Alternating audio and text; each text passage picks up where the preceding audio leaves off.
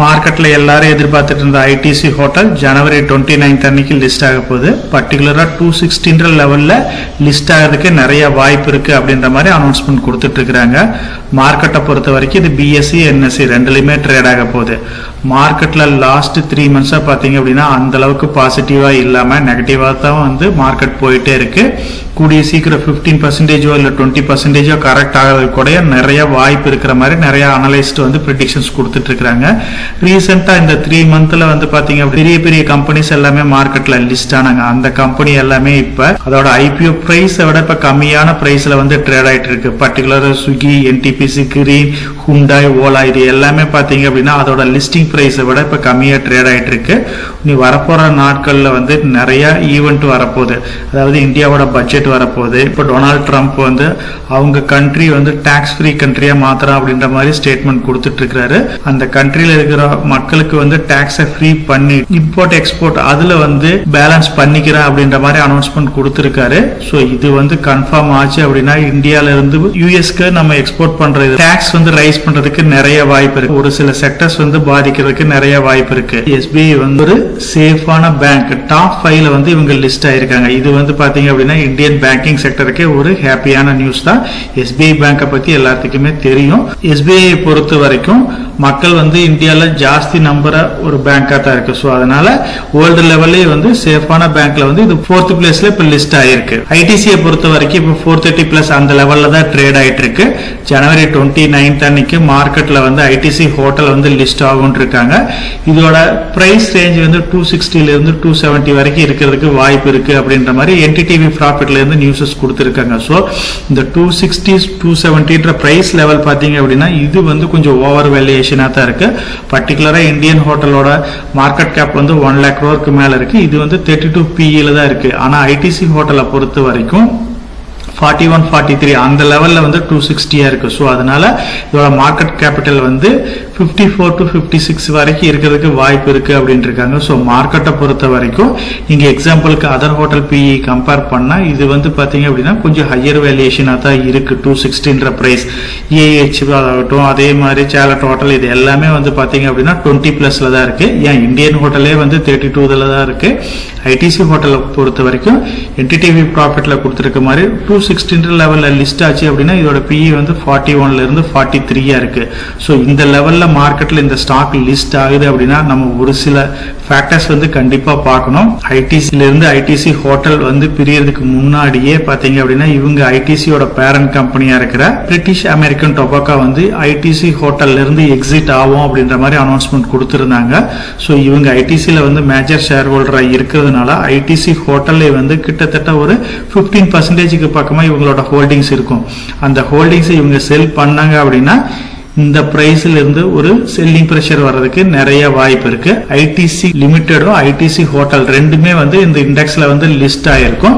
So after ஒரு 3 days upper circuit lower circuit இந்த மாதிரி இஷ்யூஸ் எதுவுமே இல்லாம இருந்துச்சு அப்படின்னா இந்த ஸ்டாக் வந்து லிஸ்ட்ல இருந்து ரிமூவ் பண்ணுவாங்க. அப்ப வந்து ஐடிசி ஹோட்டல்ல இருந்து அதாவது என்எஸ்சில இண்டெக்ஸ் ஃபண்ட்ல இன்வெஸ்ட் பண்ணிருக்காங்க, பிஎஸ்சி இண்டெக்ஸ் ஃபண்ட்ல இன்வெஸ்ட் பண்ணிருக்கிற, லாஜிகா ஃபண்ட்ல இன்வெஸ்ட் பண்ணிருக்கிற எல்லாமே எக்ஸிட் ஆவாங்க. அப்படி வர்றப்ப பாத்தீங்க அப்படின்னாலும் ஐடிசி ஹோட்டல்ல வந்து ஒரு செல்லிங் பிரஷர் வர்றதுக்கு வாய்ப்பு இருக்கு.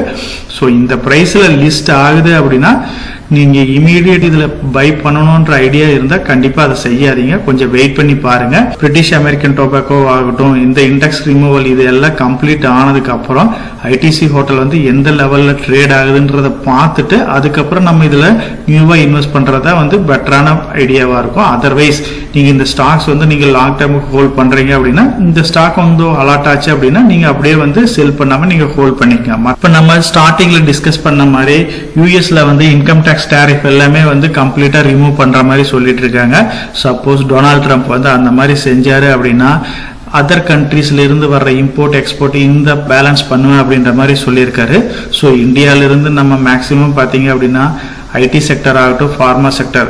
நம்ம எக்ஸ்போர்ட் வந்து ஜாஸ்தியா இருக்கு. டாலர் ரெவென்யூ பிசினஸும் வந்து ஆல்ரெடி நம்ம டிஸ்கஸ் பண்ணியிருக்கோம். இந்த செக்டர்ல வந்து பாதிப்பு வர்றதுக்கு கூட வாய்ப்பு இருக்கு. ஸோ இப்போ என்ன டேரிஃப்ல வந்து டாக்ஸஸ் எல்லாம் வந்து இதில் இம்ப்ளிமெண்ட் பண்ணியிருக்காங்கிறது எனக்கு கிளியரா தெரியல. ஒருவேளை பேலன்ஸ் பண்ணாங்க அப்படின்னா மேபி இந்த செக்டர்ஸ் எந்தெந்த எக்ஸ்போர்ட்ல வந்து நம்ம வந்து யூஎஸ்க்கு ஜாஸ்தி நம்ம கான்ட்ரிபியூட் பண்றோமோ அந்த செக்டர்ஸ் எல்லாமே கொஞ்சம் பாதிக்கிறதுக்கு வாய்ப்பு இருக்கு. இந்த டாக்ஸ் டேரிஃப் வந்து எந்த அளவுக்கு இருக்கும் அப்படிங்கிறது நம்ம வரப்போற நாட்கள்ல பார்த்தா தான் தெரியும்.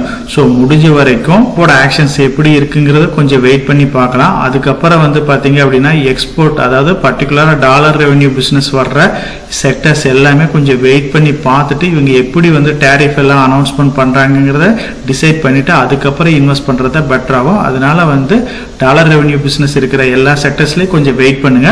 மார்க்கெட்டை பொறுத்த வரைக்கும் டேரிஃப் எல்லாமே ஜாஸ்தி பண்றாங்க அப்படின்னா நிறைய அட்வான்டேஜஸ் இருக்கும், டிஸ்அட்வான்டேஜஸ் இருக்கு.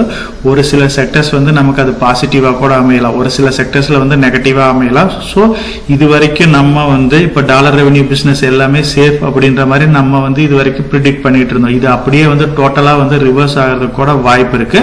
அதனால மார்க்கெட்டை பொறுத்த வரைக்கும் இப்ப யூஎஸோட ஆக்ஷன்ஸ் எப்படி இருக்குங்கிறத கொஞ்சம் வெயிட் பண்ணி பார்க்கலாம். மற்ற வகையில பிப்ரவரி 1 வந்து பாத்தீங்க அப்படின்னா பட்ஜெட் ஸ்டார்ட் ஆக போகுது. ஸோ அதுலயும் வந்து இந்த செக்டர்ஸ் எல்லாம் எப்படி ரியாக்ட் ஆக போகுதுங்கிறது நமக்கு கிளியரா தெரியல. ஸோ இந்த ரெண்டு ஃபேக்டர் வந்து நம்மளோட இந்தியன் மார்க்கெட்டை வந்து டோட்டலா வந்து பாசிட்டிவாவோ இல்ல இன்னுமே நெகட்டிவாவோ மாத்துறதுக்கு நிறைய வாய்ப்பு இருக்கு. எஸ்பிஐ ஸ்டாக்கை பொறுத்த வரைக்கும் நம்ம ஆல்ரெடி டீடைலாவே டிஸ்கஸ் பண்ணியிருக்கிறோம். பப்ளிக் செக்டரை பொறுத்த வரைக்கும் பேங்கிங் ஸ்டாக்ல இன்வெஸ்ட் பண்ணோம் அப்படின்னா நம்ம எஸ்பிஐ ஸ்டாக் தான் பெஸ்டா கன்சிடர் பண்ணுவோம். ஸோ அந்த வகையில எஸ்பிஐ பேங்கை பொறுத்த வரைக்கும் சேஃபான பேங்க்ல வந்து வேர்ல்டு லெவல்ல இவங்க வந்து 4th பிளேஸ் பிடிச்சிருக்காங்க. நம்ம இந்தியன் பேங்கிங் செக்டருக்கு ஒரு பாசிட்டிவான விஷயம் தான், பெருமைப்பட வேண்டிய விஷயம் தான். ஸோ இப்போ பேங்கிங் செக்டர் வந்து அந்த அளவுக்கு பர்ஃபார்ம் பண்ணாதனால எஸ்பிஐமே வந்து மார்க்கெட்ல இப்ப கரெக்ஷன் ஆகி ட்ரேட் ஆயிட்டு இருக்கு. மார்க்கெட்டை பொறுத்த வரைக்கும் இமீடியட்டா வந்து ரெக்கவர் ஆகுங்கிறதுக்கு உண்டான நியூஸஸ் வந்து எதுவுமே கிளியரா தெரியல. மேபி இப்ப வரப்போற பட்ஜெட் ஆகட்டும், அதுக்கப்புறம் மோடி ட்ரம்போட விசிட் வந்து இன்னும் 1 or 2 months ஆகும் இருக்காங்க. ஸோ இதுல ஏதாச்சும் ஒரு நல்ல பாசிட்டிவான நியூஸஸ் வருது அப்படின்னா டெஃபினட்டா வந்து நம்ம மார்க்கெட் வந்து கொஞ்சம் பாசிட்டிவா போகும். அதர்வைஸ் இப்ப பட்ஜெட் அந்த அளவுக்கு ரியாக்ட் பண்ணாமையோ இல்ல ட்ரம்போட டேரிஃப் எல்லாமே வந்து ரைஸ் பண்ணாங்க அப்படின்னா அதனால நம்மளோட செக்டர்ஸ் எல்லாம் பாதிப்பாச்சு அப்படின்னா நம்மளோட மார்க்கெட் வந்து நெகட்டிவா போறதுக்கு வாய்ப்பு இருக்கு. இப்ப இருக்கிற சிச்சுவேஷனை பொறுத்த வரைக்கும் மார்க்கெட்ல வந்து கொஞ்சம் கேர்ஃபுல்லா இன்வெஸ்ட் பண்ணுங்க.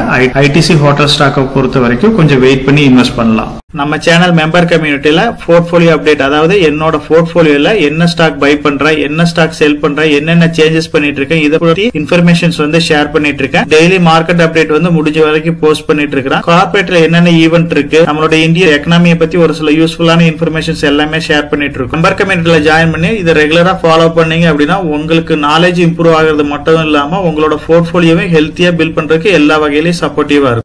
இப்ப டிஸ்கஸ் பண்ண இன்ஃபர்மேஷன் எல்லாம் உங்களுக்கு யூஸ்ஃபுல்லா இருக்கும்னு நினைக்கிறேன். இந்த வீடியோ உங்களுக்கு யூஸ்ஃபுல்லா இருந்துச்சு அப்படின்னா நம்ம சேனலை வந்து சப்ஸ்கிரைப் பண்ணுங்க, நம்ம வீடியோவை லைக் பண்ணுங்க, ஷேர் பண்ணுங்க. கமெண்ட் செக்ஷன் ஓப்பன்ல தான் இருக்கு.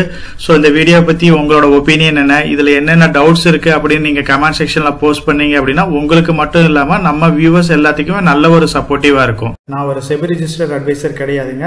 நம்ம சேனல்ல போடுற வீடியோக்கள் எல்லாமே வந்து பாத்தீங்கன்னா எஜுகேஷனல் ஆர் இன்ஃபர்மேஷன் பர்பஸ்க்கோசரம் போஸ்ட் பண்ற வீடியோக்கள் தாங்க. இன்வெஸ்ட்மெண்ட்னா கண்டிப்பா ரிஸ்க் இருக்கும். அதனால நீங்க உங்க பினான்சியல் அட்வைசர் டிஸ்கஸ் பண்ணியோ இல்ல நீங்களா ஓன் டிசிஷன் எடுத்தோ இன்வெஸ்ட் பண்ணுங்க.